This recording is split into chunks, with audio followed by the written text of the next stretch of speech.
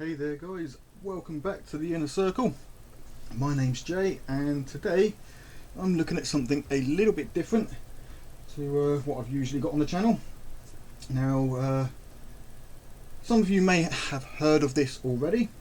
For me this is actually brand new, although I have heard of Infinity.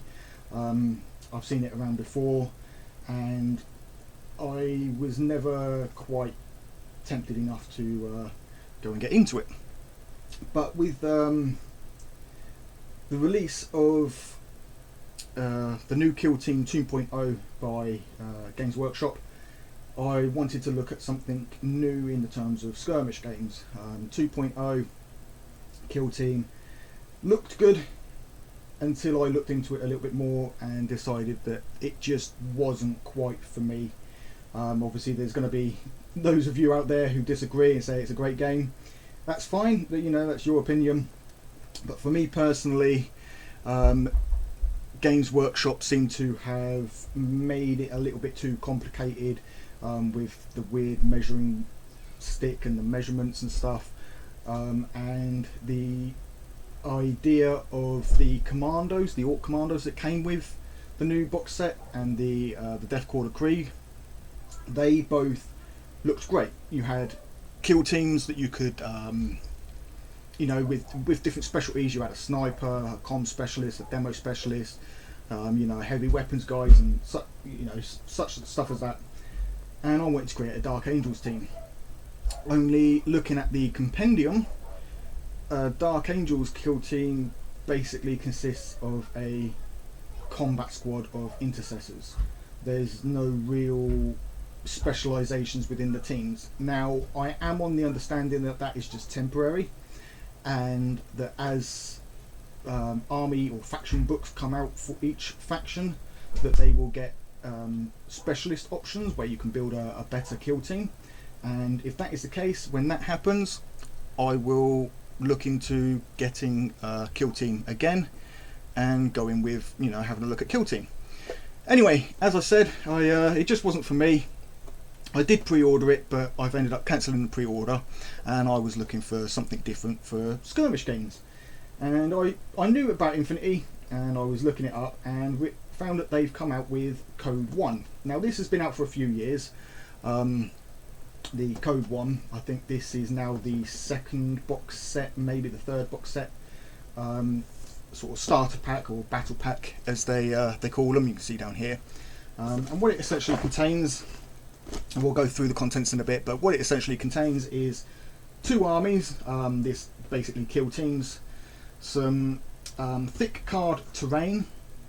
Obviously it's not plastic, it is card, but it's 3mm thick, good sturdy thick card, templates, measuring sticks, counters and dice. And I've been looking at the rules online, and they seem to be much more in line with the style of skirmish game that I imagine a skirmish game should be. So I decided to go and buy this.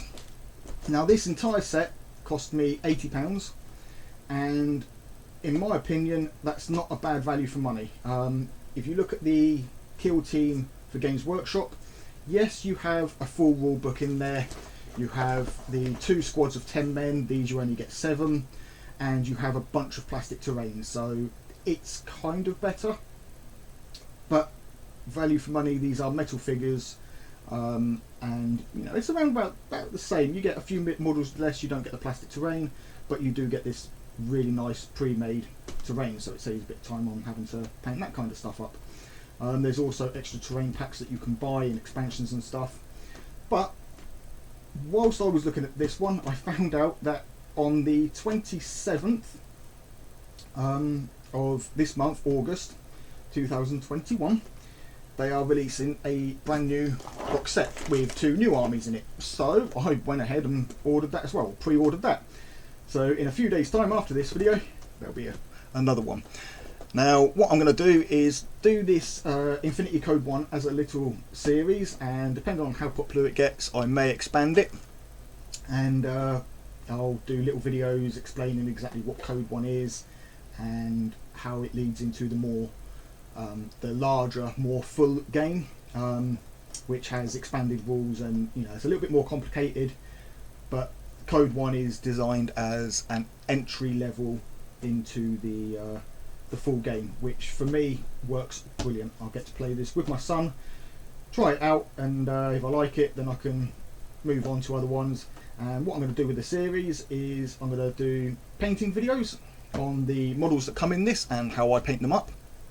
I'm looking to do 1 to 2 of those a week, and also, if my son is happy with it, maybe do some battle reports or some learning videos, so you guys can see how I'm learning the game.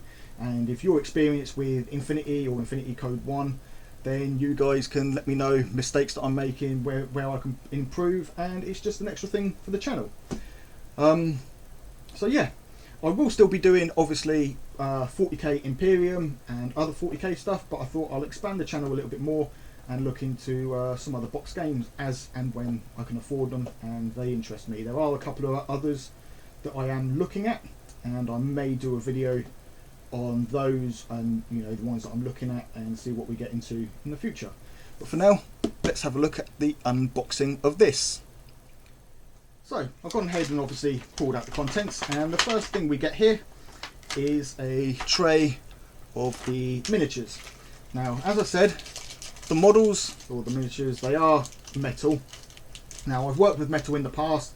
My only hesitance about them is the way that obviously you use super glue instead of plastic glue, and I find that even super glue doesn't always hold well. I've bought some decent super glue specifically for these, so I'm hoping that that will work better than the cheaper super glue that I've used before. But yeah, so what I'll do, we'll go through these one at a time and take a look at these miniatures. So we'll get this out of the way, have a look at these miniatures. Now, I'm not entirely sure exactly what these guys are. Now, I do know that each one of these little baggies contains a single miniature. So these are obviously all his bits. They will need clipping in certain places. So as we can see here, this is his backpack and other leg. So his cloak, sorry, and other leg. So that will go like that. And then obviously his arm. Now there will be cleaning up, as metal miniatures tend to have bits of flash and tags on them, but we can clip these off. Hopefully the instructions will show how these guys go together. If not, then I'll have to look it up online. But yeah, we just clip these off, you know, smooth off any mould lines, anything like that. These do actually seem to be really good sculpts. I'll see if I can get a zoom in on the camera there and get you guys to have a look at that. Let's have a look. So can we get that in focus?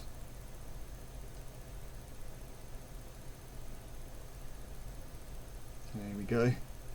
So yeah, the sculpts on these, they are actually really impressive, which is why I've decided to go with Infinity. Now, in the past, I've always loved Games Workshop's sculpts. I am going to compare to Games Workshop a lot with this because I've been with Games Workshop in terms of buying their products for over 20 years now. I haven't gone with anything else, with exception to maybe the odd D&D Dungeons and Dragons box game set or something here and there, but Games Workshop is what I have for comparison. But the sculpts on these are actually surprisingly really nice, so can't wait to get painting these. So the two armies for this, I believe, are Pan-Oceania, if I pronounce that right, and Yujing, or Yujing. So we've got 3 Fusiliers, an Infirmera, an Orc Trooper, a Knock, and a Knight Justice, or a Knight of Justice for the Pan-Oceania. And I assume that is who I am unboxing now, or looking at now. What I may do actually, guys, is assemble these and we'll have a look at them one at a time once I've figured out who is who. But yeah, that's the model. Now obviously, like I said, we get 7 of these for each army, I believe it is. 3, 4, 5, 6, yeah, 7 per army. Put that back in there. We get some bases to obviously glue them onto. got seems a weapon and something for somebody there. I will have to have a look and see what that is. And then we've got some dice. So we've obviously got 2 dice for Pan-Oceania and reddish orange dice for the Yujing. Now you'll notice, oh, let's get back out and zoomed back out.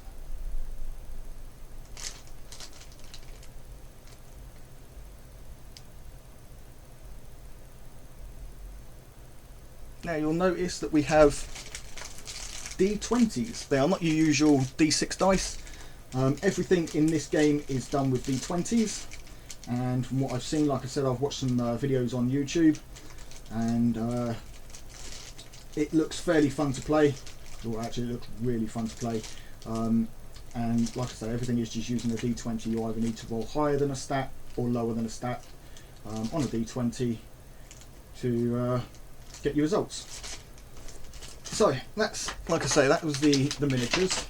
We'll come back and have a look at them once I've assembled them. Next up, we've got the introductory booklet. Now, one thing I will say is I was under the impression that this set came with a full rules book for Code 1. I'm not sure if this is it, and it's just called the introductory booklet. We'll have a quick look through it. So obviously it's got background, you know, fluff, story and stuff like that on Operation Kaldstrom, a little bit on the factions involved, as well as I think possibly, so we've got Pan-Oceania and the military, so obviously different paint schemes here. That's a quite nice one there actually. I'm probably looking at doing these colours just because for starting I'd like to follow something along what is already pre-done, but obviously you'll get to see my versions of it. Then we got the Yujing, so obviously these are an enemy faction. Now as far as I'm understanding, this is set in a futuristic Earth-based universe, so there are humans, cybernetics and aliens and such. I will get more into the background and stories of all this as we go through the series, if you guys would like to know more about that. Otherwise I will link some videos down in the descriptions, or you know, other content creators who have a lot more knowledge on this and that I've been following, so you can go and check out their content if you're interested in learning more about this quicker than I can get through it. But yeah, so we've got a mission here, and I think the way that these are designed is you will play through the mission, and each time you do, you may learn a little bit more. So you've got obviously pre-made map layouts, we'll get into that in a little bit, but we've got these pre-made map layouts where you place your buildings, barriers and everything else, and then how we use, you know, the rules, the stats and everything else. I will go through that at some point. I will make a video showing how we do that. But yeah, so it's not the rules as such, although the rules are explained in here. And we've got a little bit on the end beyond Operation Kaldstrom, how to expand your collection, so with extra models that you can buy, and I believe there's some add-on packs. Now as I understand it, so we've got, yep, there we go, we've got stats for the models here, and then how to, a very rough guide on how to assemble them, and then some painting tutorials, and play Infinity Code 1. So the way that I understand that this works, using this here, is you've got your operation, your battle pack, and when a new battle pack is released each year, they split the battle pack up into action packs which contain just the models. Now these action packs, I've looked at them from these two factions, which were the previous Code 1, and they are around about £60 each. So just the models alone become £60 each, but I paid £80 for this entire set, which has the two models. So I've obviously missed out on this set, but I would have got 2 action packs plus the terrain and everything that came with that that box set. So I've got the 2 action packs with this set and the terrain, scenery and everything else. Now, as I mentioned earlier, a new one is being released on the 27th of August. And what they will do, I don't know if they do it straight away or shortly after, but they will stop production of this set.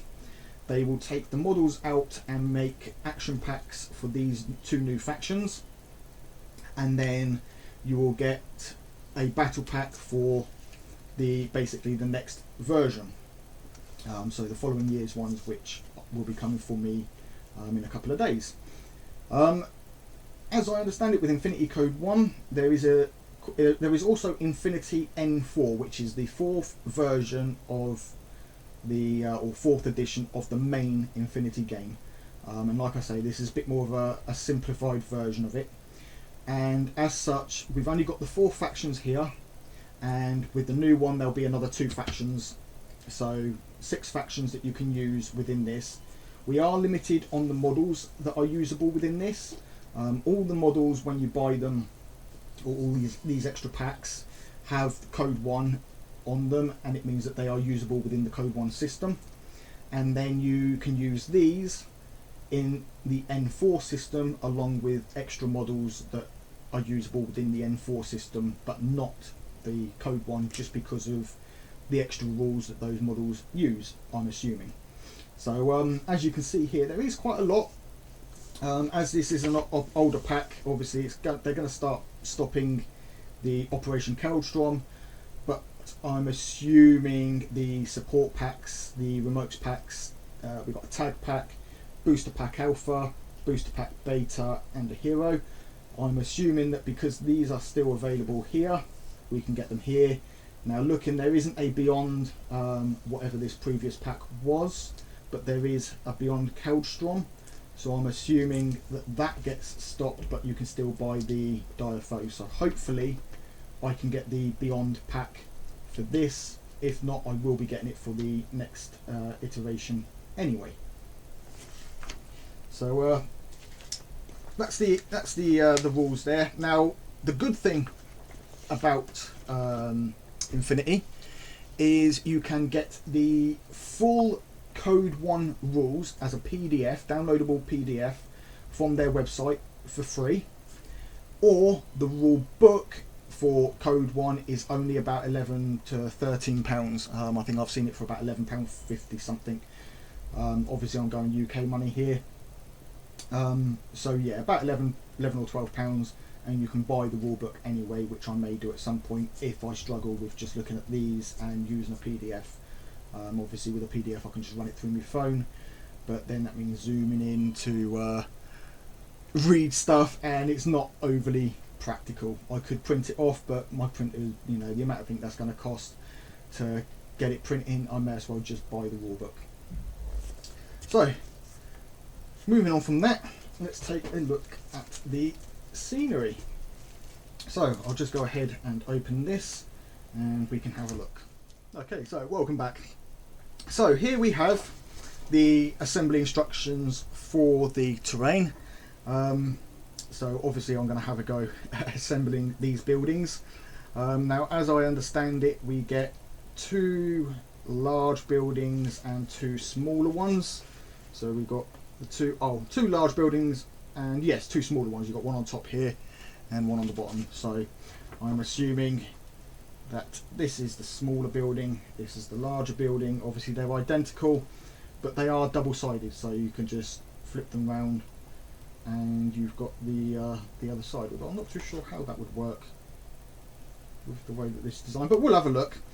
And so yeah, double-sided, it can be built in different ways. So yeah, build instructions.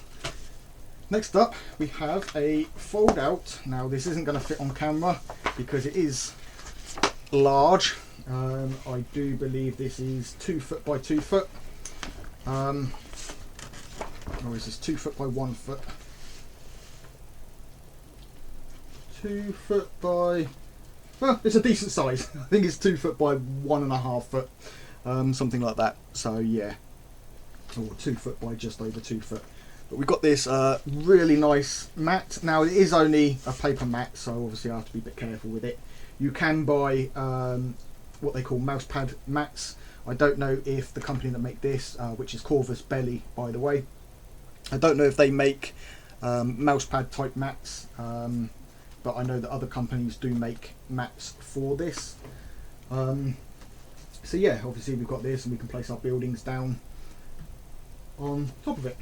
So I'm just trying to fold this back up, and there we go. Right, so first of all we've got templates. Now as I said, you can see this is some nice thick card. I think this is 3mm, about 3mm thick. What I tend to do with these things, because over time the edges, now obviously I'm doing it on this because it's a, you know, it's a piece that's going to be thrown away, these edges tend to fray away a little bit, especially once they've been popped out, because they're not sealed on the edges. So what I like to do is get a little bit of PVA glue on my finger and just run it along the seams. If we pop this out for example, so this here looks like a measuring stick. Now they do the measuring in, you've got this one in inches and one in centimeters, but you can use a tape measure. And what I do is, like I say, just run a little bit of PVA glue along this edge all the way around, and what this will do is seal it so that it won't fray up as quick. But yeah, there are other plastic versions that you can buy anyway, so not too much of a problem. So obviously on here we've got some templates. I will maybe do a video going through all the templates, but we've got some camo here, so you can have your guys cloaked, so technically they can't be seen. We've got unloaded, so if their weapons have run out of ammo maybe. We've got prone, so your guys can lay down so that they can't be seen over the top of a certain building area. Then here I believe these are templates to determine height. Obviously these are double-sided, so yeah, the way that these work is the orange part at the bottom here is the base. Obviously if we pop that out you can see that it's the thickness of a base, and then that is the height of a model. Now this is a silhouette I believe, or an area that a model fills up. So if you're wanting to determine the height, if something can be seen, you can put it next to the model and you can see that the height there shows that he can be seen over the top or over the edge, and that helps with your line of fire or line of sight, I believe that they call it in this. So yeah, we got that. I think we have another one with with counters, so we'll look at that one first. So obviously we've got another large template here, blast template by the looks of it. We've got some Code 1 mission token sets, so we've got some supply boxes, consoles and stuff, so basically objective markers. We've got counters for regular orders, and these are what you use to activate your models so that you can move them. Again, I will go through as I'm playing, maybe a playthrough that you guys can learn with me on this if you are interested. I'm not entirely sure what these counters are, and obviously we've got some more camo counters, not sure what this one is, and then we've got some lieutenant orders which are a bit like regular orders, but obviously your lieutenants allow those orders. Right, so the buildings, as I said, they come like this. They are double-sided, so you can choose what size you like. The detailing is nice, it's good, clear, crisp printing on there. Obviously it's all smooth. We have these little bits to pop out. What I will do is pop them out and then maybe file them or sand them slightly, just so that when they slot in together they don't push the paper off of the other side and damage it a little bit. I've seen some people that have set these up, and as they've pushed one through the back, it's pushed the paper off because it wasn't quite cut out properly. So I will be popping these out and just make sure they assemble nicely. I know that some people do take these apart in order to be able to flat pack them to transport. I'm not too sure I'll be doing that. I just feel that the constant taking apart and reassembling with something like this is going to wear it down and damage it over time. So I will be looking for some more storage space for some buildings. But yeah, so that's obviously one building there. Looking at it, we've got 2 longer walls, 2 shorter walls. We've got some barriers on this one. We've got these sort of large TV screens, and I believe that these angle up, so sort of like display screens. We've got parts of another building here, a data center and STEM labs. Then we've got this, I believe, is another building, one of the smaller buildings. So it looks like these are the roofs here, and then you've got the sides, and again, double-sided, different design on the outside. So here we've got mine core and admin and central services, and obviously whatever side. Oh, there we go. We've popped out already. So there you go. We can see that they pop out. So yeah, 2 different color coded sides, and just pop them out and assemble them. There we've got another one there. Some really cool. Now this does remind me. It's sci-fi, but it's got a bit of a anime manga type feel to it.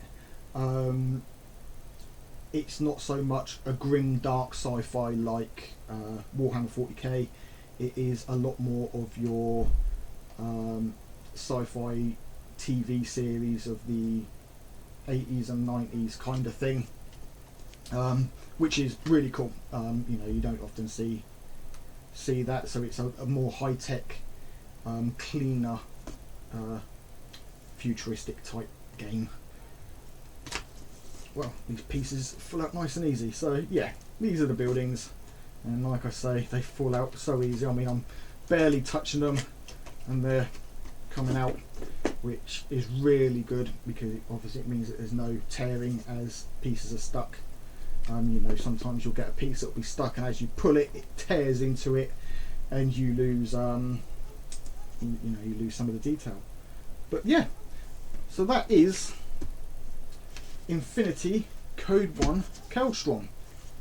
What I will do is assemble the models, and we will come back in just a bit to have a look at them. Okay, so I've got a couple of the buildings made up here. I have actually assembled all of them, but just got a couple to show you. So this is one of the larger ones, and as you can see, the roof has some tabs along the edge that stick through the wall slightly. Now I did have a little trouble assembling one of the buildings. I don't think it was this one. The way that I was assembling it is putting all the walls together and then putting the steps in, and then trying to drop the ceiling or the roof down in. And what I ended up doing was fraying up or bending the tab, and it wouldn't go through anymore. I believe actually it was on this small one, and I've ended up having to cut the tabs off to get the building flush up. Now it's not ideal. Personally, I'm not too bothered by it, but I do think if there was a better way to do it, then the company should look into maybe trying to find a better way of assembling these. Maybe make them one-sided and have to use glue or something. I don't know. Me personally, I would be happy with having single-sided buildings and not having them doubled and gluing them together instead. But obviously I know a lot of players like to be able to take these apart. Me, I'm happy keeping them whole, which is what I will be doing. They took me probably about 15 to 20 minutes each one to try and assemble them.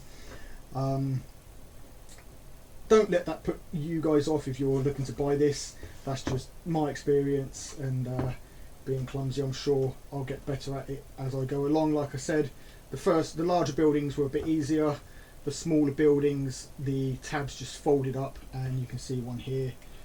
It just got a bit damaged, and this is the reason I won't be taking them apart and reassembling them. I do not fancy damaging this over and over again to the point the building becomes unusable. Now you got, like I say, 4 buildings. You've got 2 large ones, 2 small ones, and the small ones actually fit on the roof of the larger one. So you can use them like this. You can stack them individually. and yeah, they're not bad terrain for what they are. Model wise, we have got Panoceania here. I think I have pronounced that right. So we've got 7 models. I'm not going to say what the models are because I will get that wrong. All I know is that these 3 are Fusiliers, and I believe this one is an Orc Trooper, and this is the Knight of Justice. And then we have a Knock and an Infirmera. I think this might be the Knock and this one the Infirmera, but yeah. Now as you can see, they are metal. They did come in multiple pieces. See if we can get that to focus there. I'm gonna focus camera. There we go. So yeah, they're pretty impressive. Now obviously this particular one has got this little base piece that he stands on, which is glued to the top of the base.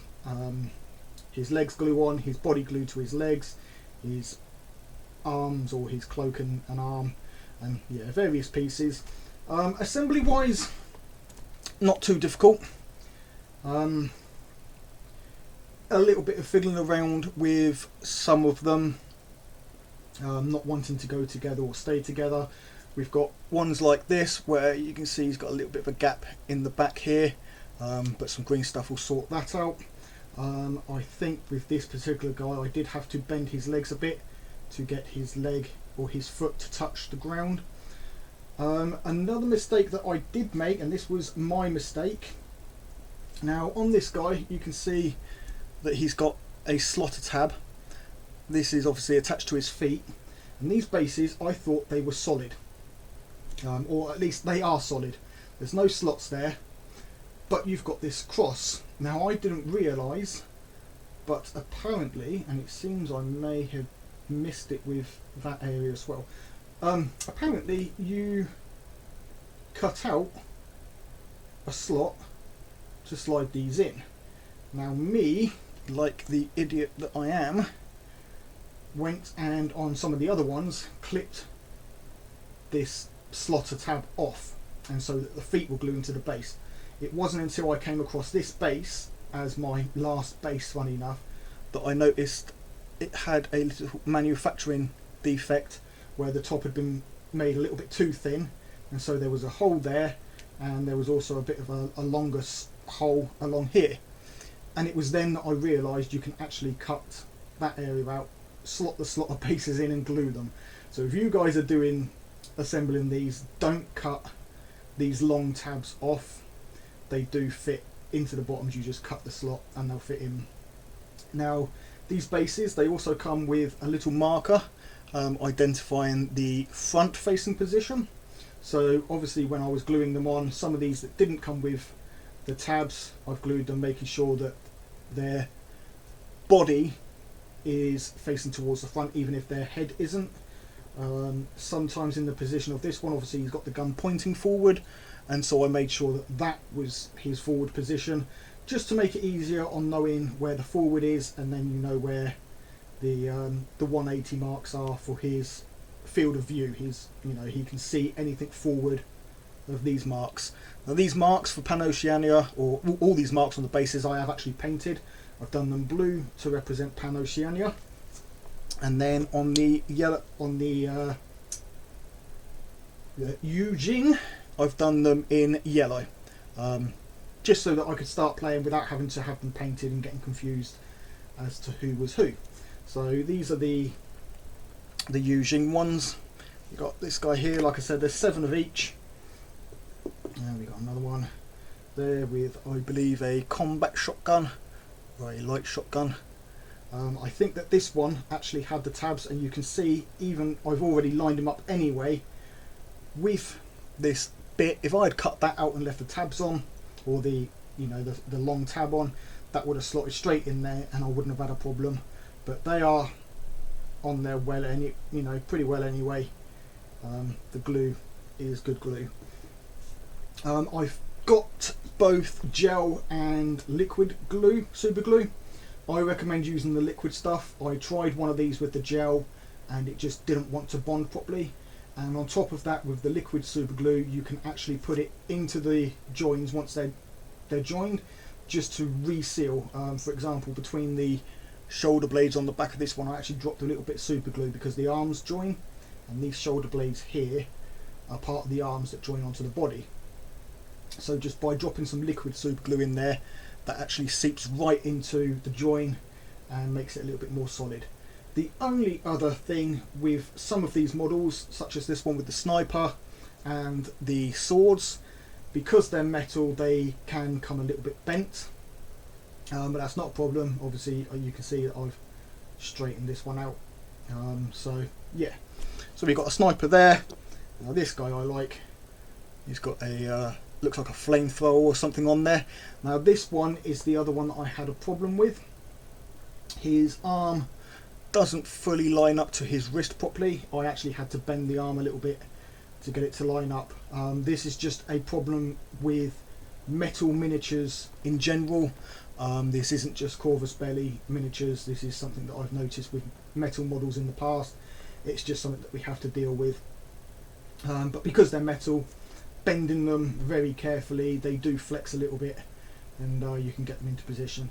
The only other thing with this guy was his knee pads. I don't know if I've put them on right, because there are no build instructions with the set, and so I was just having to look at the image on the back of the box to see which way up the knee pads went, but obviously I don't know if I've got them on the right knees, left and right. There's no instructions on assembly, and that would be probably the main thing I would say to Corvus Belli, is to show what is meant to be left on the model in terms of the tabs and how the model should assemble with the pieces.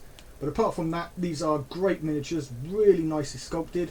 Very few mould lines. I think maybe about 3 or 4 of them had a couple of mould lines along the weapons, and then obviously there was just bits of flash and stuff sticking off from the moulding process that I just clipped off. Filed smooth, and yeah, they are some great models.